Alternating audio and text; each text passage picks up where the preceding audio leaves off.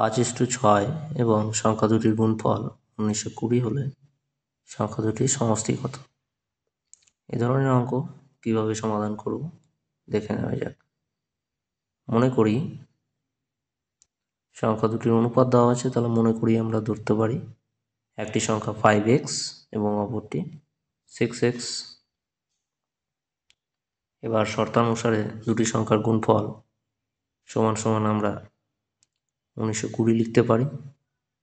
এটিকে সমাধান করলে এখন আমরা পাবো বা 30x² সমান সমান 1920,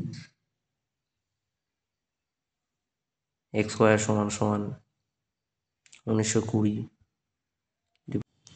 30। এরপরে 0 0 আমরা কেটে দেব এবং 3 দিয়ে 192কে কাটলে হবে 64।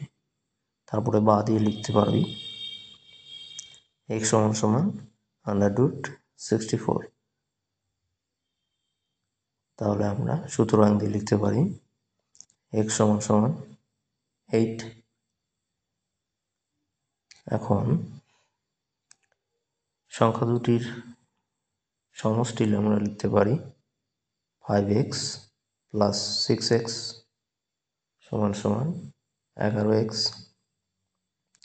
সমান সমান 11 ইন্টু 8, কারণ x এর মান 8। তাহলে আমরা সমান সমান লিখতে পারি 88।